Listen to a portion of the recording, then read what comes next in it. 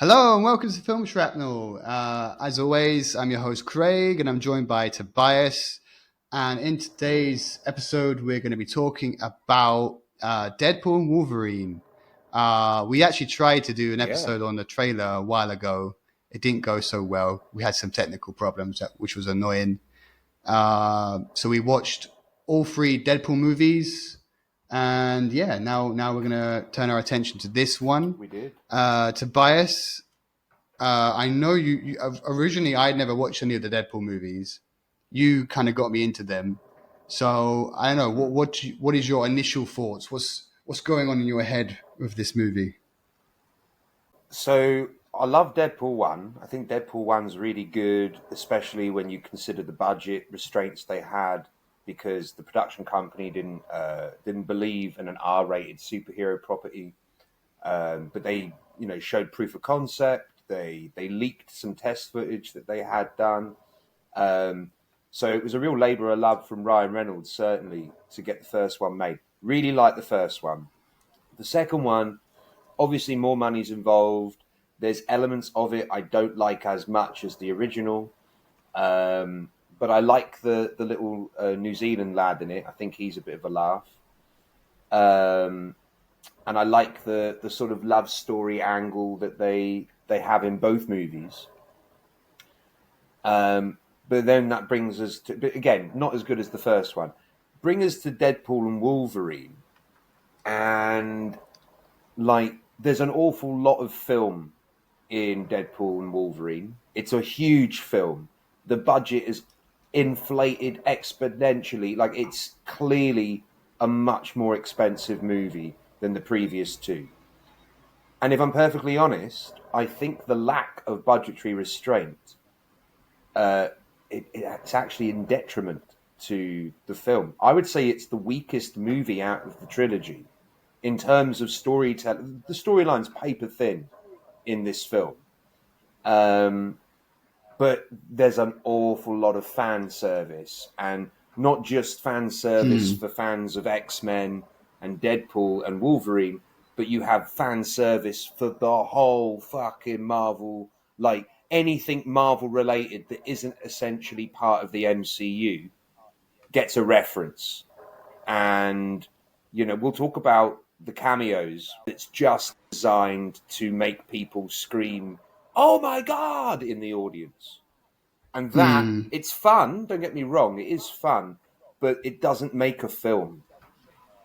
But yeah, I feel like the film isn't as good as it could be because it's more focused on getting an audience reaction. Yeah, I mean, what kind of struck me about this film was that you have to I think a lot of people are thinking this is Deadpool 3. This is the third movie, but this is also a Wolverine movie as well, because Wolverine is super popular. I think he already had 3 origin movies, and he was in the other 3, the original X-Men movies, and they had one of the later prequel ones. They brought him back again, or at least 2 of them. I can't remember. So he's been in about 8 movies now as Wolverine. He's in all of the X-Men films. But he's had his own not the first solo class trilogy. Though. So yeah. No, he has a cameo in First Class. But they see him at a bar and he tells them to piss off, basically, or something. Yeah. So he has a tiny, tiny scene in First Class, but he does feature in pretty much all of them. So you're quite right. He's made maybe something like 10 fucking films playing Wolverine since 2000. So across about within a quarter of a decade, he's done about 10 films, something like that. Mm-hmm. And rightly so, because he is perfect as Wolverine. He's great. He's not comic book accurate. We get comic book accurate Wolverine in Deadpool and Wolverine, where he's really small. And I like that. I thought that was fun, especially for people that complain that Hugh Jackman's too big for him. But having said that, as much as I like that, I still think Hugh Jackman is perfect for Wolverine and will always be perfect. I think he's even grown more into the role as he's gotten older. Yeah. He feels more I agree. like him because, he feels more grizzled. Whilst if you watch the first X-Men movie, he looks way too handsome and neat and tidy. Doesn't feel quite right. I agree. The older he gets, the better he is for the role. Yeah. But yeah, about the fan service stuff, man, I was not expecting that at all. I remember watching the trailer, but I didn't realize they were going to bring back so many people. And okay, should we go through the cameos? Yes, because I'm sure you have more to say than me. With cameos. All right, well, go on. Who was your favourite cameo? I think maybe for me was Wesley Snipes as Blade. I really was not expecting that to happen. Me too. Because he's had such a difficult time, like in the last few years. And I know the story of how when they were making Blade 3, he really didn't want to do it. And he was super difficult to work with. There's this whole thing. Patton Oswalt, he's a comedian. He plays he plays a role in Blade 3, and he talks about his experiences when he was there. And all Wesley Snipes would do was just smoke weed all day and wouldn't go out. And he was always complaining and pissed off. And they even had to CGI. There was one scene where I think he's in a morgue, and they pull out his body from that metal drawer thing, and he wouldn't open his eyes, so they had to CGI his eyes open. And shit like this, because he just wouldn't do anything. That's true. And he had a lot of the a lot of the film is just him stand-ins. It's insane. Yeah, I've heard similar stories, and they do make reference to it in Deadpool and Wolverine. There's a bit where Ryan Reynolds looks at the camera and mentions how much Wesley Snipes hated working with him in Blade 3 and swore. Oh, I forgot that he was also in that movie. Oh, I forgot. Yeah. He was in that movie too. Yeah, Ryan Reynolds is in Blade 3, yeah. And again, Wesley Snipes went on record as saying, I hate Ryan Reynolds.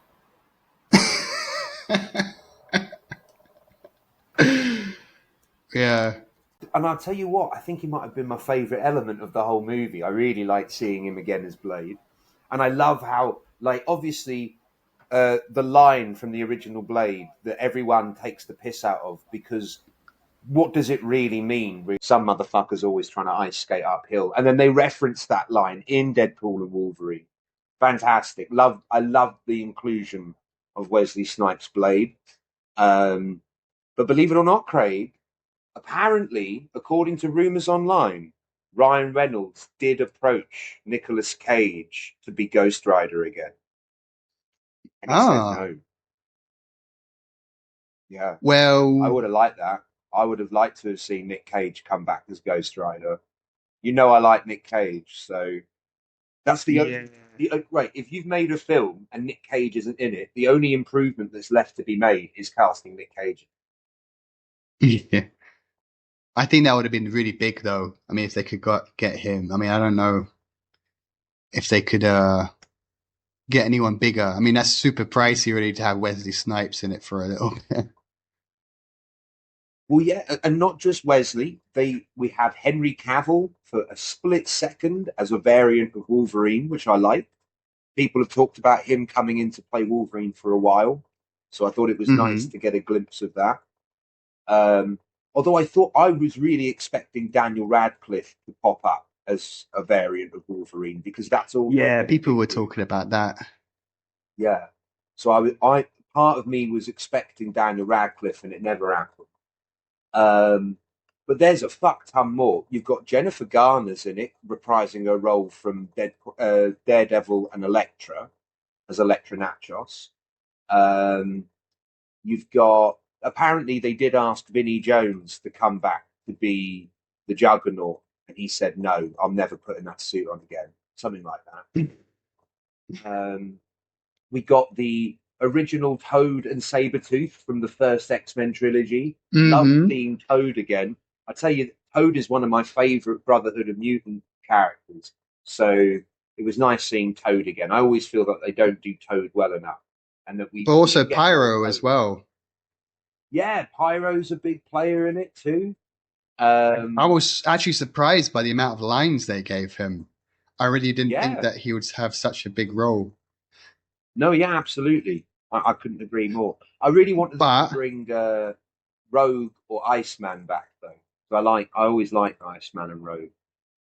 yeah, but I did find it. I wrote down like some epic geekery having Chris Evans as the Human Torch and not Captain America, which I No, thought was quite that was that was funny. I love that. I Oh, love that. I really like that. I actually thought him coming back as Johnny Storm was way better than coming back as Captain America. I really enjoyed the cameo because they imply it is Captain America at first, and then they hmm, reveal that it's because what? How do they do it? I'm pretty sure he like, oh, he's going to say it. He's going to say it, and you think he's yeah. going to say Avengers Assemble, and he says Flame On, and you're like, oh, he's playing that guy. Ah, so yeah, I did like that. I did like that. And I tell you what, like I didn't dislike the bad guy Cassandra Nova, but I do still think they should have gotten like Patrick Stewart or James McAvoy to just do Professor X that's gone evil or something. Um, that would have been fun. Hmm. But again, yeah, we get Cassandra Nova, but I don't think they fully explain. Like, do you know who Cassandra Nova is based on what you've seen of the movie?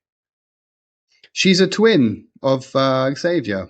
Yeah, she's Xavier's twin, and like, but she's evil and shit. And I feel like, okay, I mean, I suppose it's fine. I guess it's fine. Okay, it's fine. I'm not going to criticize it too much. I just think they should have given a bit more about who she is, more of her character. Oh, another, by the way, another thing that Ryan Reynolds wanted that they couldn't do when he's talking about being Marvel Jesus, and like at the beginning of the film, he's like applying to John Favreau to be a member of the Avengers. Um, Hmm. Apparently, the original concept, all the Avengers were going to be there in a cameo, rejecting his application to be in the Avengers, and that would have been nice, I think, to get all the Avengers in. Um, But again, it's all fan service. All we're talking about is fan service, and that's not storytelling. You've got your Yeah. MacGuffin, you've got this big time machine doohickey that what does it really do? Can't quite tell. Something to do with timelines intertwining or some bollocks. You know, these anchor beings, you know, where when one being of the universe dies, the whole Mm. universe will die with it. I like that because it's a reference to okay, once you kill off Wolverine, all the X-Men films are just going to stop because he's the linchpin of the universe. Okay, I like that as a reference to you know how you know a reference to the production of the films themselves, but written into the script as an actual plot point. I like, but Mm. it is just so it's just so much more concerned with fan service than with actual storytelling. But it's really good fan service though. Like I love the beginning where he digs up Wolverine's body and there it's like they tease that they're going to be really shitty and ruin the ending of a very good Wolverine movie, and instead they just he just beats everyone up with his corpse while Yeah. doing NSYNC. I fucking loved that. I really enjoyed that. You like using his spine and his skull as like a mace or a ball and chain, and just like Yeah. yeah, I thought that was a bit fucked up, but it's good. It's Does fun. does he use his leg as a pair of nunchucks at one point as well? Oh, I think he kills quite a few people with at least one bone from his oh body. yeah. Oh yeah. I really like that opening sequence. That opening sequence is very fun. And it feels very like I haven't really seen much of the comic book, but that feels very in tone with it, what I've seen, the bits that I have seen. Like just With trying Deadpool just for fucking sure, yeah. around with Yeah, like just having the claws and then getting stuck in one guy's ass and one guy's dick, and then just not being Mm. able to get them out. And like being, yeah, Yeah, that was Wolverining is fun. hard or something. Yeah. But it's actually Yeah, kind of like, it's a I good really point to enjoyed it. make though. Because like it would be tricky. Imagine Wolverine at first learning how to fucking use these claws. Like you must cut so much shit by accident, and then you just got to get fucking used to it. Mm. So it's a good point to make. I Pretty, don't know. I'm pretty sure they mention it in one of the Origin Wolverine films. Maybe the first Wolverine Origins, maybe where I'm pretty sure the first time he uses his claws, he accidentally kills his dad or something. Uh maybe. But I remember when he When gets he's the a kid. adamantium claws, he like accidentally cuts up a whole bathroom by accident. Like he cuts the sink in half. Oh yeah, Just those really bad yeah. CGI claws. Yeah, I remember that. Yeah, they look like cartoons. It's weird that the 3 movies ago the claws look better than in that film. Really weird. But I have to say, Yeah. everything in Deadpool and Wolverine looks great. I think all the effects work is excellent. I think all the action scenes excellent. You know, there's a lot to enjoy, but I have to say, storytelling wise, I think the first two tell a good story and they're good character development arcs for Deadpool and the people around it. But this third one, it doesn't feel that way. It just feels like excuses to do fun shit. And it is It's fun. interesting, but you saying this about the first two, I did feel like the second film felt very unfocused for a good chunk of it. Like I Yeah, I think the remember, second film like it's actually a perfect interim point for the first Deadpool and this one because it's like the second one tries to do bits of that, but in this one they really double down on the fan service. mm, because I felt that the second one, like 30 minutes in, I'm like, what is supposed to be happening here? His girlfriend gets murdered. He ends up in prison, and then something like, and it's just like, where are we getting to the point where we know what's going to happen? And it came quite late when you find out that the kid's going to grow up to be a bad guy and kill like a lot of people and shit. It felt like, yeah, I don't know. I think the plot has never really been the most important thing to these movies. Maybe the first one, yeah, has the clearest plot, I guess. Well, they're love stories, aren't they? The first two. Mm, I suppose this one is a bromance. yeah, I was actually thinking like really this film is like it's Deadpool finally being accepted into uh Marvel because recently like I was on vacation not long ago and I actually saw Spider-Man Homecoming. And actually, you can compare this film quite a lot to that as well, because like, so you've had a bunch of Avengers movies, and then finally they get the rights to Spider-Man. So okay, let's bring Spider-Man into the Marvel universe, the Avengers universe, Hmm. and like the way that movie starts is you kind of skip a lot of stuff. And we're already like in the Marvel world, and Tony Stark gives Spider-Man his suit and everything is very integral to him becoming Spider-Man. And here it's kind of like got that kind of element as well, but we've already had two movies. So like let's bring Deadpool's universe into the rest of the Marvel universe. And like yeah. I think you've already treaded on this point, but yeah, bringing everything together, like not just it's like the universes are separate because they belong to different studios, which is weird to think about. Well, yeah, and then the rights have never really sort of reverted back to Marvel. Like, well, certainly not with the movies anyway. I'm pretty sure there was some politics going on that when Marvel was acquired by Disney, they make the the thought is that they purposely started making X-Men comics bad because they didn't own the movie rights. Something like that, I seem to remember. Or maybe they just stopped producing them altogether. I forget now exactly what it was I was reading. but there was something Mm. about how they were sort of sabotaging X-Men as a brand because they still had the comic book rights, just not the film rights. But now they do have the rights and they can do whatever they like now. They got Deadpool, they got Wolverine, they can bring all of the X-Men involved. I hope that we are building towards an Avengers versus X-Men film because they did do that in the comic books. I would love that for a movie. I think it's going to take a few movies to get to that, isn't it? Yeah, we've got to get past Robert Downey Jr. coming back as Doctor Doom. Have you heard about that? Yeah, Yeah, I feel like they a lot really are of panicking now. They're like, "Fuck, what do we do? Get Robert Downey Jr. back. We lost money. We'll bring him back." yeah, and they screwed up with their whole plan of making the other actor the main bad guy. They introduced him in Ant-Man, Yeah, no, they introduced and him in then Loki first. oh, did they?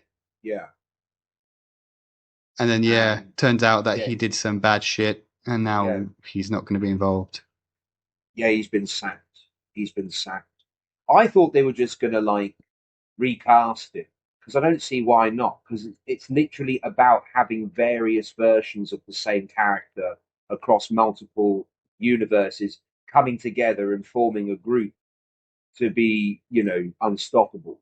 So I don't see why you couldn't have gotten away with recasting him because from universe to universe, these characters can look different. They've already established that.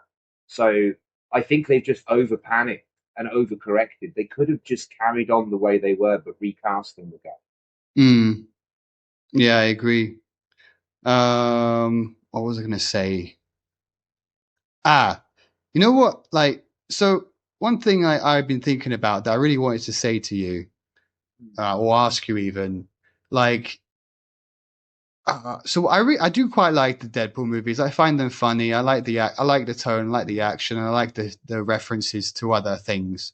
But I was thinking, I think these movies are Well, going to age really badly as the yeah. years go on because all the references won't mean anything anymore. Well, you say that, but a lot of the references are to 80s culture. So it's already kind of dated, wouldn't you say? I mean, well, at least some of the jokes, you know, maybe that's intentional actually, that they're already referencing stuff that's 40 years old. Like, you know, Aha, doing a song for the second Deadpool. Um, NSYNC, when were they? Early 90s? Hmm. So, or late 90s? But they are, continuously referencing stuff that's like decades old at this point. And maybe that's going to help it age slower, maybe. I don't know. Like there was some okay Faster. in the second movie there are a lot of jokes about dubstep and then playing Bangarang by Skrillex, and I thought, that's not aged well. I think that just looks really shit now. Like when he starts fighting Cable, and there are some moments in this movie as well where I feel like the humor just uh didn't land for me. I thought like there's one bit like Hollywood industry jokes mostly. Like at one point, Deadpool says, "Where is the intimacy coordinator?" or something like this. It's like, it's just I know that kind of humor just falls off me. It doesn't really work for me. Yeah. Yeah, that's fair enough. That's fair enough. Um, should we talk about some more cameos? I Yes, feel like go we on. covered them all. Yes, Uh, we went on a tangent, didn't we? we did go on a tangent, but like I think everyone's excited to find out what we all think about Channing Tatum coming into Gambit. Something that was promised years ago that he would be done justice, and then it was cancelled, but they've managed to do it for Deadpool in a more light-hearted, funny way. Yeah. So, what do we think of Channing? I didn't know that there was any backstory there. I thought they just threw him in for the movie. I No, found there's a his huge Cajun. backstory. He actually he's been campaigning to be Gambit well before Stan Lee died. there's footage from a Comic-Con, I think like 2016 or something. They literally announced that Channing Tatum was going to be Gambit before they cancelled the whole universe. And they all went on stage like all together and they announced Channing Tatum, and Stan Lee's there, and everyone's there like it was official. Um, and that's why there's a lot of the jokes in Deadpool Wolverine. He's saying stuff like, "Oh, I'm going to make a name for myself here," because he never got a chance to have his movie. So this is his chance to show everyone, look how good Gambit would have been with me.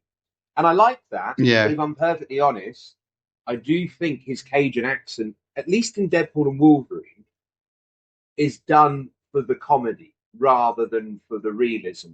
I think maybe if he'd put in his own Gambit movie, he would have maybe done it a bit more credibly.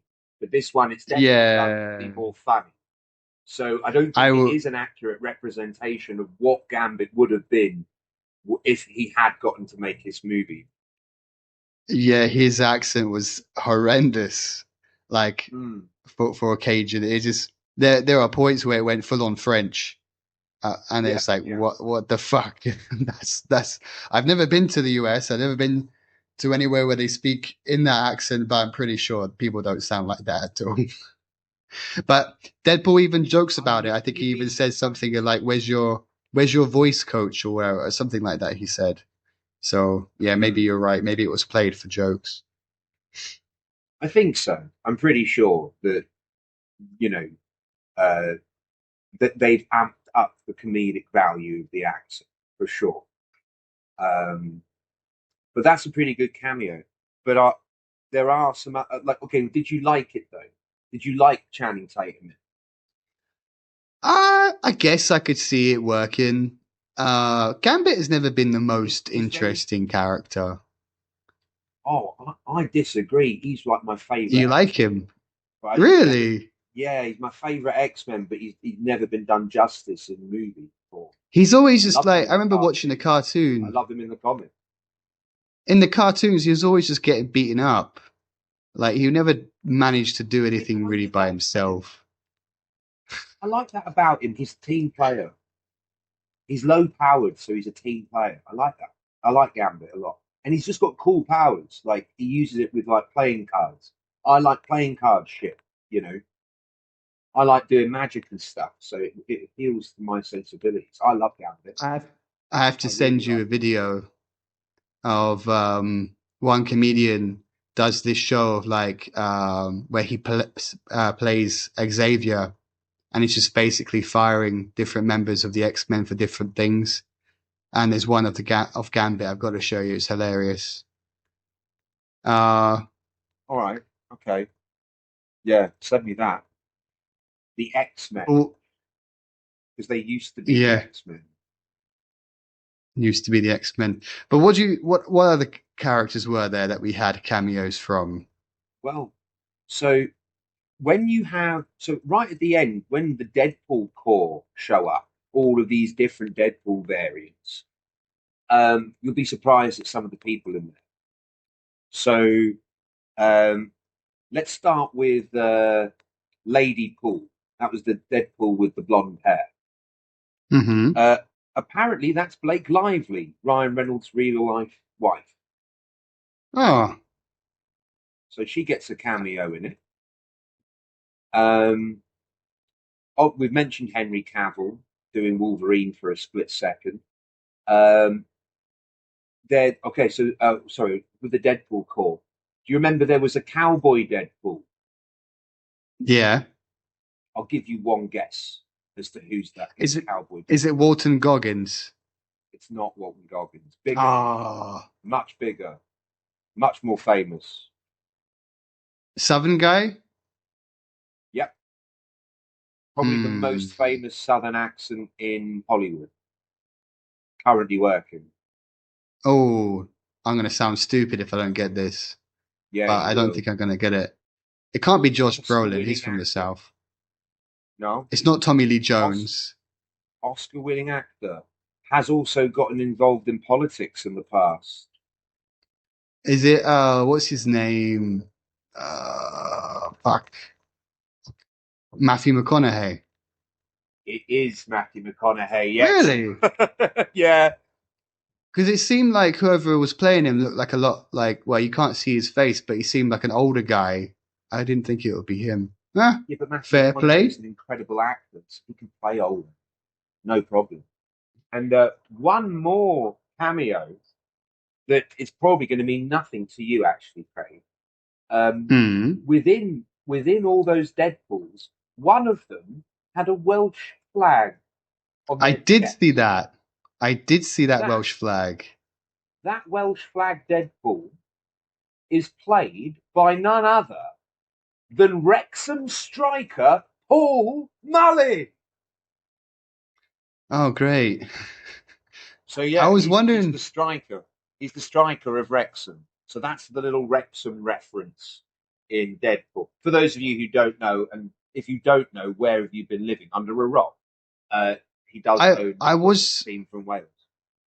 yeah, I was expecting something about that to be referenced, or at least like oh, Wales what's his Superbowl first mum. name? McIlhenny. What's his first name again? From It's Always Sunny in Philadelphia. I was expecting him to Rob be do something. Rob, Rob that's it. Yeah, McElhenney, yeah. yeah. Yeah, I'm surprised he didn't pop up. That would have been fun. Maybe he could have popped up as his character from It's Always Sunny. That would have been fun. Yeah, that would have been a bit weird as well, though. Uh, they didn't reference, by the way. I was actually a bit surprised that no discussion about the connection between Deadpool and Wolverine. Because isn't Deadpool Yeah. supposed to have been kind of created from Wolverine I or something like believe that? Deadpool was in the Weapon X program and was one of the uh, people that received the treatments after Wolverine. Um, but to be fair, in the movies, it's not really that they're not connected in the movies so much. Well, in Wolverine In Origin, Wolverine Origins, he is in the Weapon X program, as is Deadpool. But that Deadpool isn't canon to the current Deadpool that you're watching. That's ah, a different universe Deadpool. Um, okay, so the one that you've been like, obviously, in the first Deadpool film is when he gets his powers, and it's not the Weapon X program. It's some other super soldier creating program. yeah, There's so many of these in the Marvel universe. If it's in the 1940s and it's to help the war effort, then it's just the super soldier serum. When America does it, it's not a bad guy thing. yeah, yeah. That's how it works. One thing I was thinking about, by the way, is that throughout this movie, Wolverine is kind of like the straight guy to Deadpool's humor, like, and Yeah, that works kind of well. And I think in the second one, you had Josh Brolin for that. yeah. So I think he always needs a straight guy, doesn't he, to for his humor to work. As much as you say that, like, I'll be honest, I feel that Hugh Jackman's feeling a bit tired as the Wolverine character. I I loved seeing him in his proper costume. I enjoyed seeing him interact with Deadpool. If I'm perfectly honest, though, I do think Hugh Jackman needs to stop doing it. As much as we said earlier about how perfect he is as Wolverine, I'd rather him stop and not make bad Wolverine movies. And I really feel like that's where we're going now. Like, we're bringing Mm. Robert Downey Jr. back for Doctor Doom. We've brought Wolverine back, and the potential for that is he can now be in all of the Marvel movies. He can be in the Avengers. He can do all of this now. So it does feel like that's the direction it's going. That, you know, all of these characters, there's just no consequence. Even if they die, we'll find a way to bring them back. And I worry that that's just going to lead to bad films, if I'm honest. I'd love for them to make good ones, instead of having to sit through bad ones. I have to say, like, I think, for example, Captain America 2, the Winter Soldier one, I think that's an excellent film, like, in its own right. It perfectly sort of references 1970s conspiracy films. They even cast Robert Redford in it, so you know it's intentional. It's not an accident that they're basically emulating films from the 70s, like The Conversation or stuff like that, that are really, really good. Um, so, I feel like Captain America 2 probably is the best one in terms of an actual movie because it's all about corruption and in places of power, um, and like being on the run from your own government that you're trying to protect. James Bond's done this before as well, and I really like that. Like, I think that it's because you could, if you just turned it into Jason Bourne, suddenly people would take it more seriously. But it's just done with Captain America, and that's what I like about the film is that it really could have been any character. It just so happened to be a Marvel character, and I hope that they make more Hmm. movies like that where they're just good movies that happen to be about these fantastical characters. So hopefully that's where we'll go, but I don't think it will be. I think we're going to basically go into a melting pot of fan service from here, and it's just going to become unbearable. That every film will just be fan service here and there and everywhere, and the plots are paper thin. And I'm really worried that that's where we're going because then they'll just stop making the movies if people stop going. They won't just do them better; they'll Yeah. just stop making them. Yeah, I get that. I don't know if it will go like completely that way because this is a Deadpool movie, so I think it gets to do Hmm. that more. But yeah, if they did do that, yeah, I can see how it could kind of fuck stuff I'm, up. Um, I'm guessing you've never seen the Loki TV show. no, not seen it. So, so for someone who hasn't seen the Loki TV show, how did you feel about the TVA? Because they don't explain it, they just assume the audience has watched the Loki show, so they don't bother explaining this group of people that have pulled Deadpool out of his timeline. Like, you have no context. People who've watched Loki, they know exactly who this group of people are. But for someone who hasn't watched Loki, was that confusing to you at all? Well, like they're just guys that manage multiple universes. They're the different connections between them, I guess. And they're like, I didn't really struggle, I guess, to Okay. catch up with it. I don't think you needed Well, then to I see Loki suppose. to get it. Well, then I suppose that's a testament to the film because that is some fan service. That Alive cloud thing that's in Loki as well. So, like, a lot of the references they make, if you understood the plot line clearly without needing Loki, then I suppose that is fan service that's done right. That even if you haven't Hmm. seen the stuff that they're referencing, you can still enjoy it and not lose track of the plot or whatever.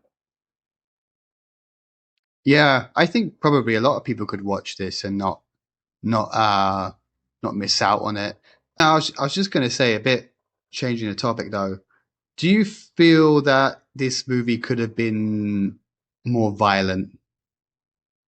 Oh I yeah, was I wish it expecting more was. violence. I Like mean, don't get me wrong. I love I I love the whole ripping Human Torch's skin off in like a split second. That's fun. But the final fight, yeah, you don't really see much of the fighting. no, and I feel like the especially final fight when wasn't climactic Wolverine, enough.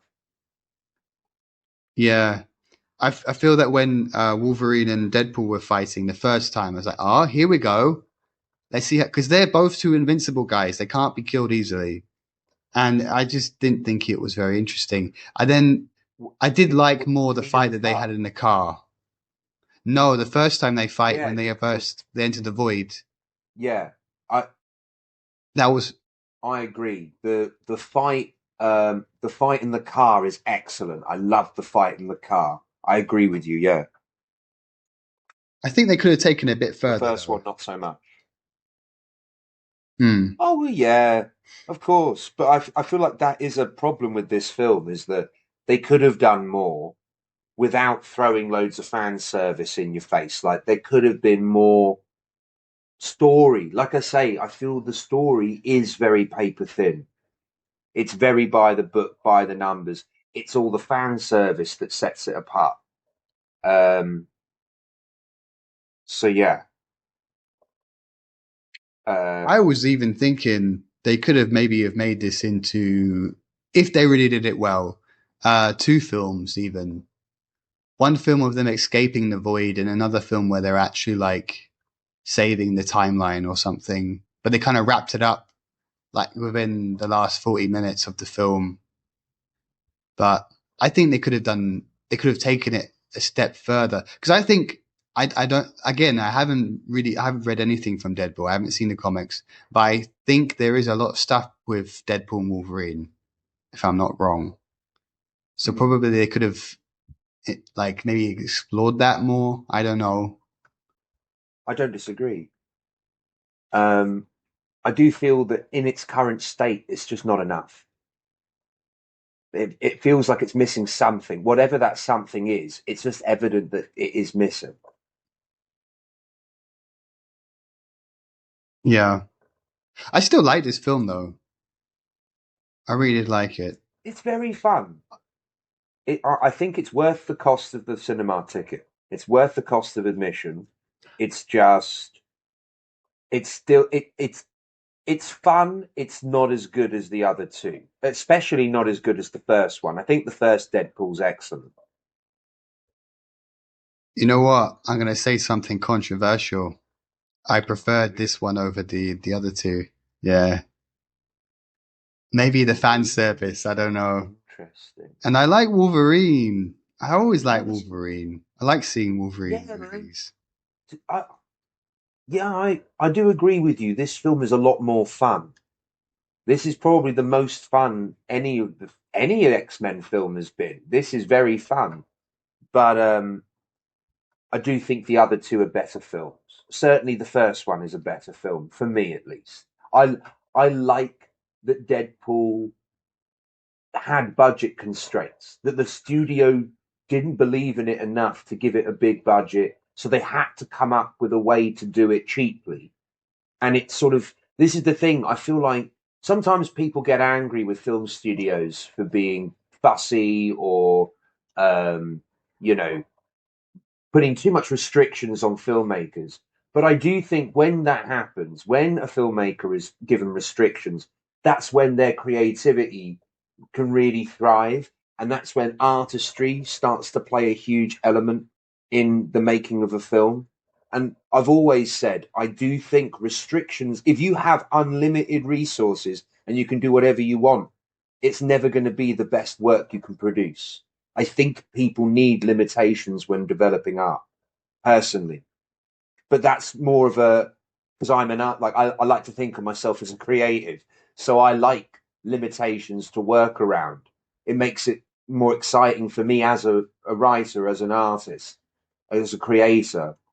Whereas complete, complete freedom, you know, I think some writers, I think some creatives, they can maybe get so overwhelmed, maybe like they just have so much they want to add in.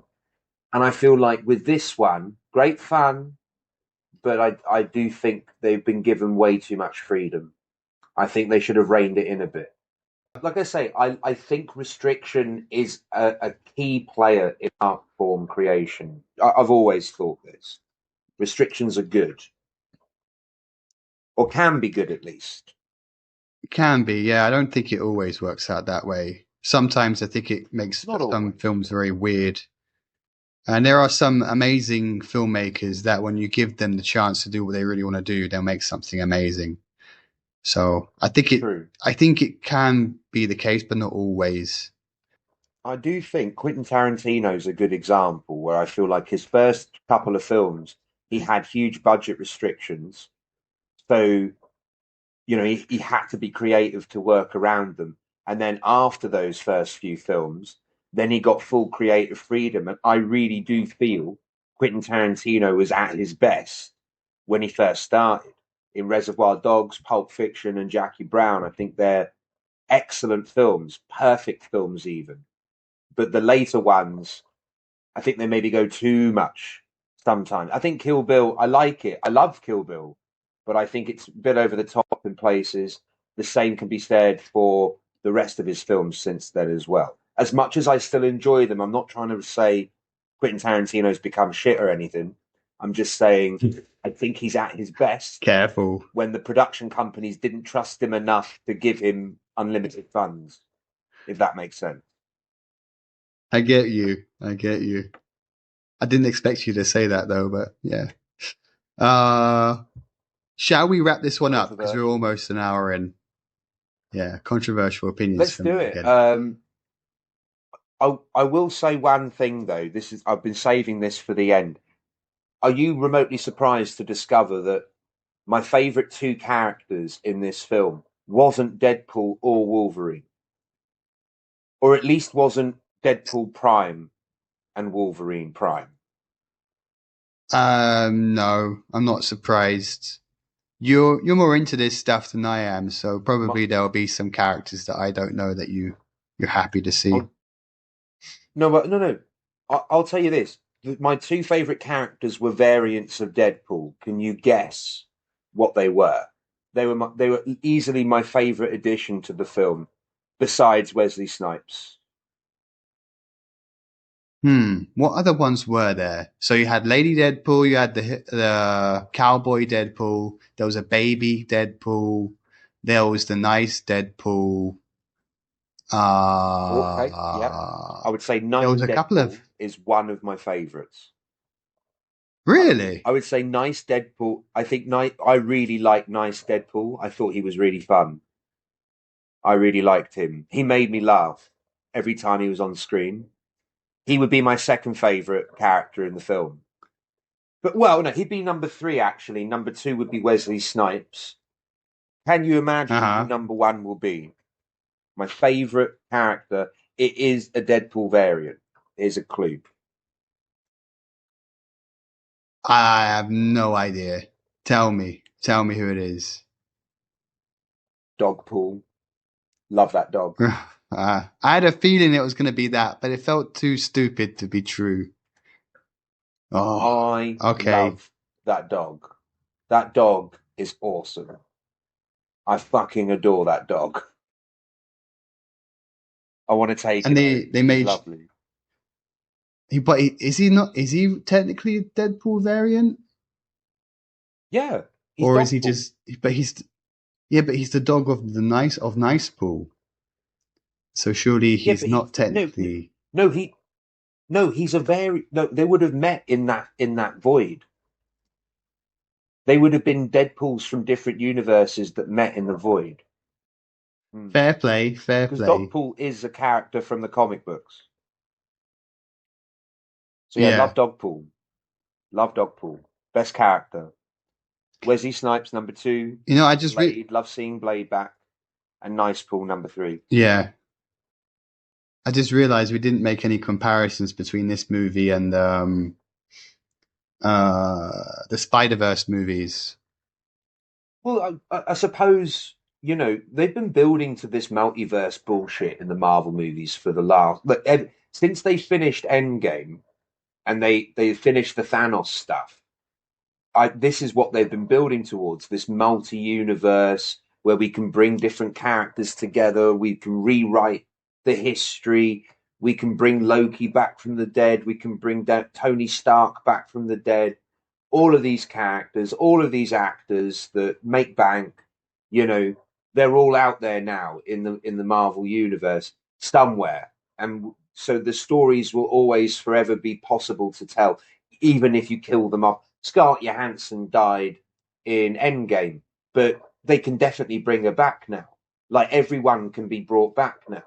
So they've been building towards this, and it does look like it's because they're going to build towards Secret Wars, which is like heroes and villains from various different universes coming together, having to do something to save reality or whatever the fuck.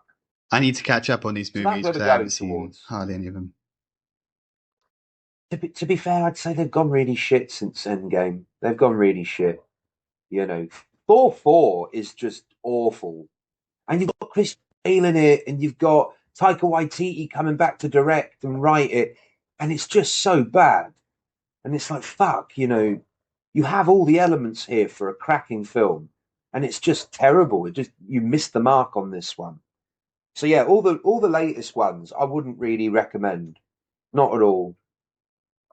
There's been a huge dip in Fair quality because play. they're so interested in doing this multiverse bullshit. You know, they're too focused on building up towards this, and no one's. People are losing interest.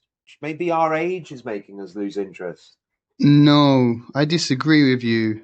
What I've been saying is since we did our first Oscars episode and we talked about um Everything Everywhere All at Once, which won like 7 Oscars, I think. And Oh yeah. I've been saying, like, what do you do after you do this? Where is Hollywood going next? You go to you go to this point where you're messing with different universes and endless realities that could bring. And it's always like this idea of saving one universe or the multiverse or whatever. And like, okay, what now?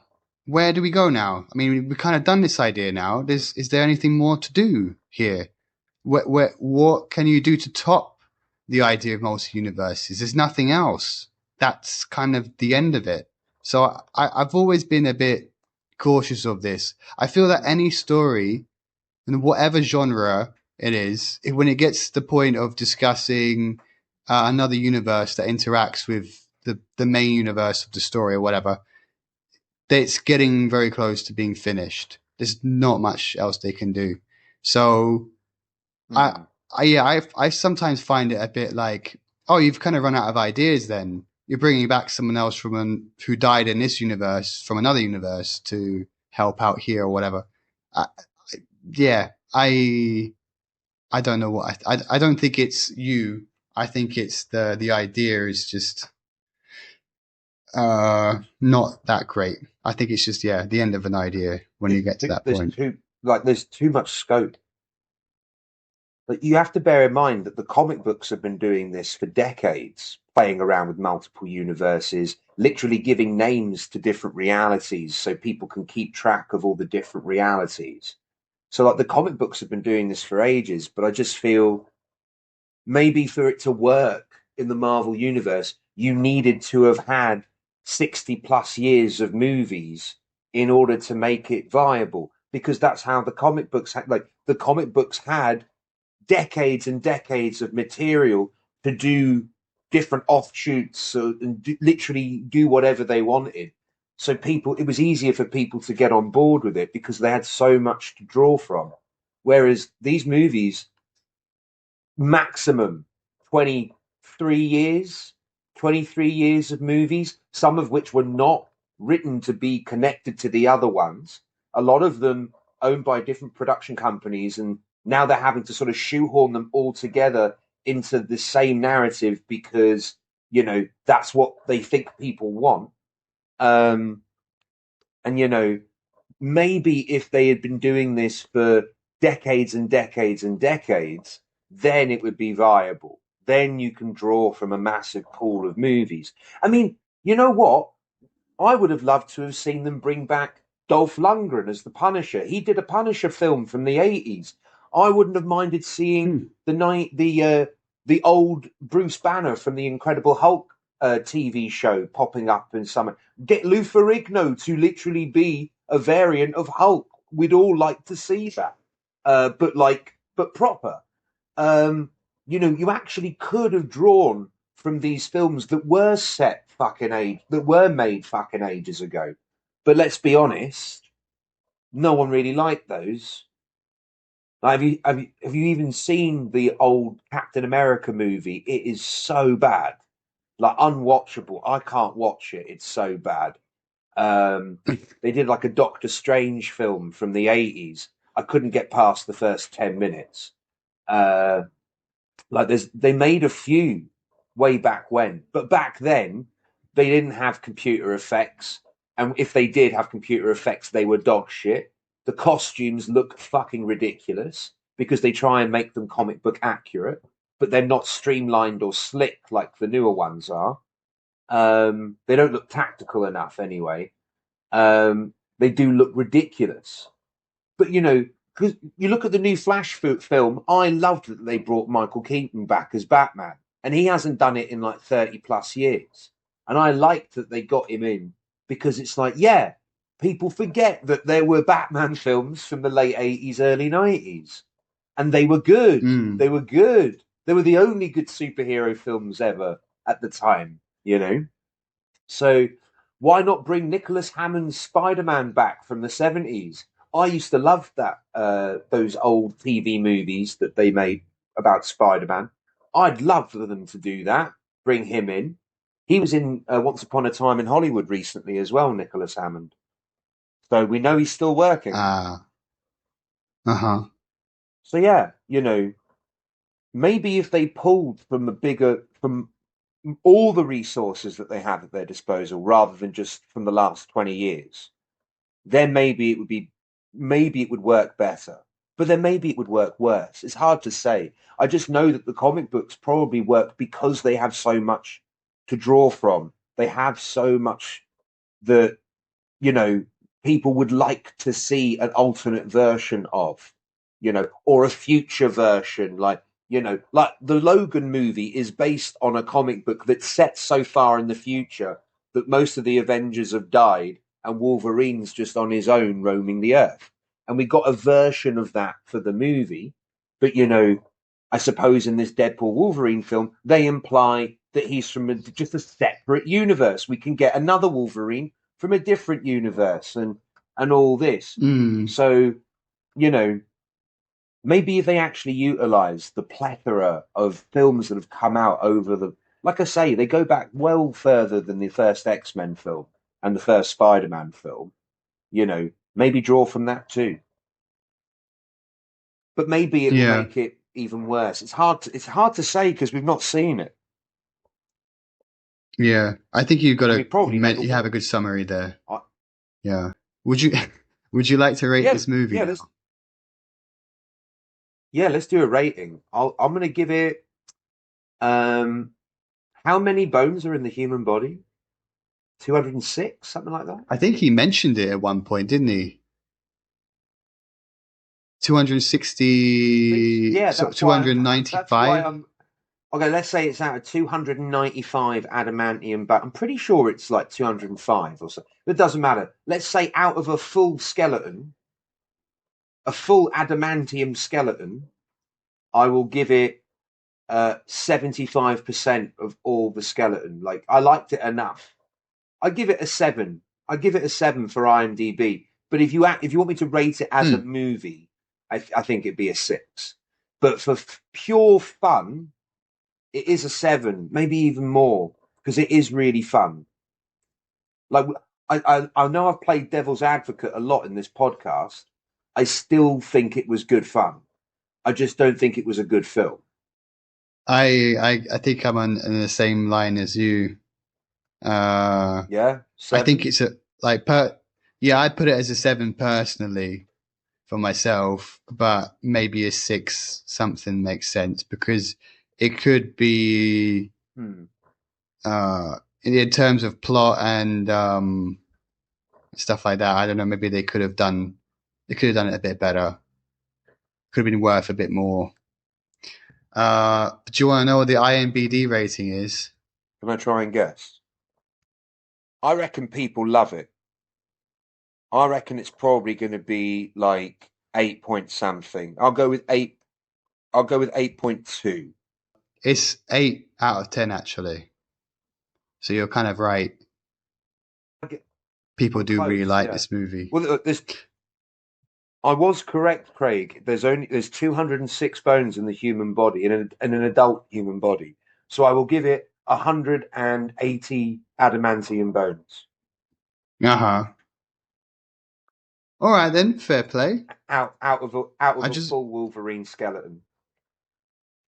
Yeah. Oh, just looked up. Hang on a minute though. He would have more than 206 bones, wouldn't he? Because he's got the claws. But do they count as bones? Yeah, they are bones. But I'll still call it. We'll still call it 180. Okay. Well, I just looked at the other 2 Deadpool movies. Deadpool, the first one, has also 8 out of 10. But Deadpool 2 is 7.6. out of 10, which is interesting. So I don't know what to make of that. Interesting, yeah.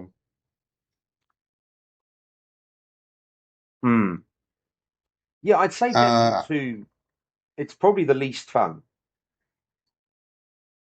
You think so? Well, maybe.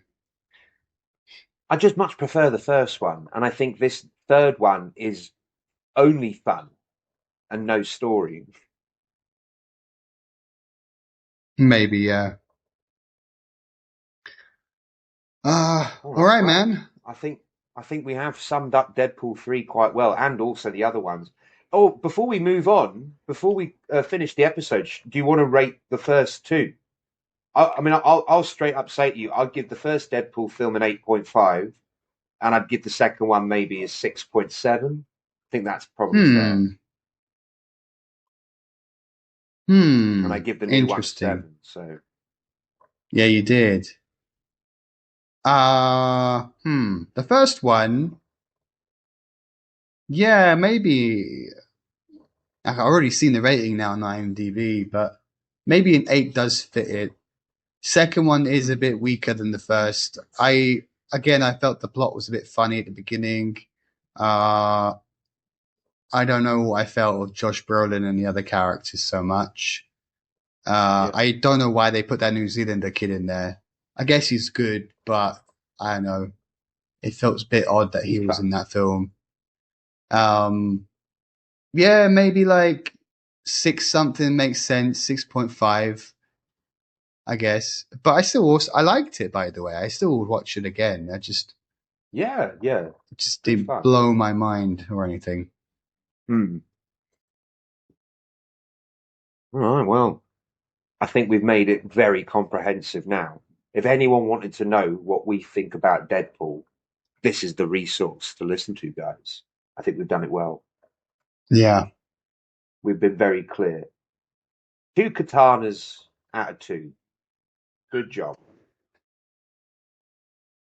Love a katana. All right, well, yeah. That's it from us, I guess. We are Film Shrapnel. Do remember to go and check us out on all your social media platforms. If Spotify is not your thing, you can also find us on a variety of other podcasting platforms. Craig, is there anything you want to tell the listeners? We're back, baby. Yeah, we're back. I was going to say, just stay, like, if you're a massive Schwarzenegger fan, stay tuned, because Tobias's dick is going to explode, because we're going to do like Schwarzenegger movies now, starting with Conan the Barbarian. So stay tuned. And that is some days my favorite Arnold Schwarzenegger film. Other days it might be Predator, but I do love Conan the Barbarian. I can't wait to talk about Arnie movies with you, man. And we're gonna do some obscure ones, guys, as well. So I hope you guys are willing to go and watch some lesser known Schwarzenegger flicks, so you can keep track with the pod and give some love to those lesser known flicks, because I like them. Okay, I'm excited. I'll go on this Schwarzenegger journey with you. Please do, sir. This is going to be. We could call it Arnold Schwarzenegger month. You could call it Tobias Nostalgia month, because these are all going to be films from my childhood. Yeah. All right. Well, I am Tobias. He is Craig. We are Film Shrapnel. And until next time, some motherfuckers always trying to ice skate uphill.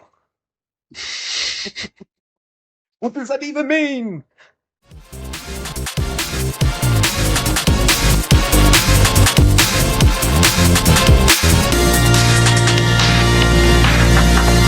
Film Shrapnel.